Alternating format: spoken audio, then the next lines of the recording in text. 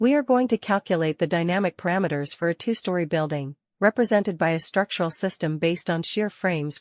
The problem will be solved in a semi-automatic manner. By obtaining the structural weights and the moments of inertia of the components responsible for the stiffness, as well as the moduli of elasticity, the stiffness of the structure can be determined.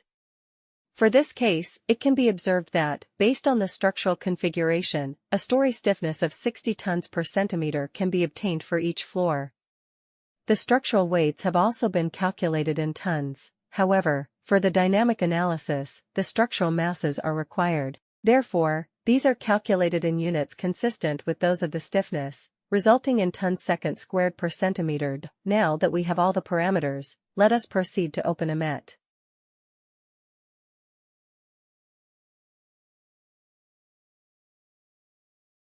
Upon opening AMET, the first thing that appears is a unit system selection window.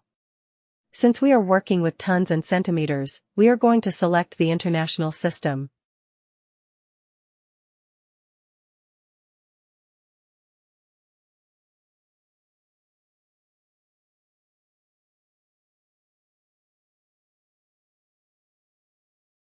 AMET is a very user-friendly program. In just a few steps, we will obtain all the dynamic parameters of the structure, frequencies, periods, vibration modes, participation factors, and finally, the base shear. The input data will be those we previously saw in the table. We now proceed to enter the parameters. First, we input the number of degrees of freedom, which in this case is 2.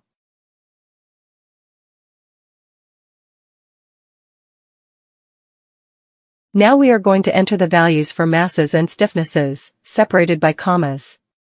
Note that even though the standard unit of weight is the kilogram, we are working with tons. This is not a problem as long as the units are consistent.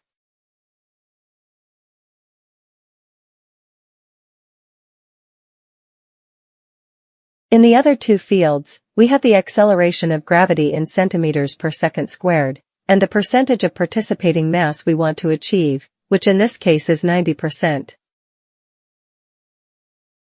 To obtain the modal calculation report, we click on the Calculate button.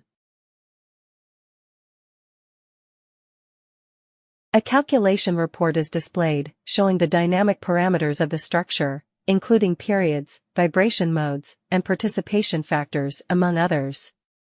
Now, we are going to calculate the base shear, taking into account the period at which the participating mass percentage is reached.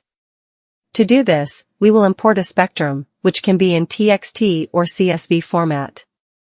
It is very important that the file consists solely of two columns, one with the periods and the other with the seismic coefficients, without any headers, as shown v format.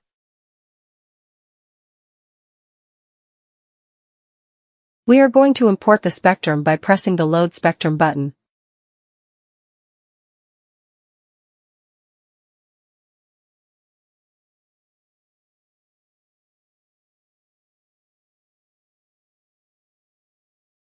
We can also plot the spectrum.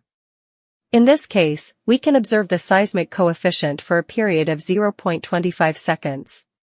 This point falls on the plateau, yielding a seismic coefficient of 0.20. For this case, only one of the two obtained periods is plotted, the one corresponding to the first vibration mode, since it accumulates more than 90% of the total participating mass. Now, we press the Compute Base Shear button to obtain the base shear from the entered design spectrum. AMET will calculate the base shear using the square root of the sum of the squares method.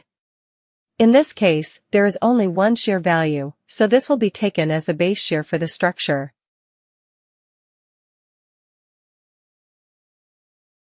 With this, the proposed problem has been solved. There is only one final step remaining. We can obtain an editable calculation report, which is a very professional way to present our projects. In the description of this video, you will find a link to try out AMET Basic Studio, which calculates the modal shapes for systems with 2 and 3 degrees of freedom.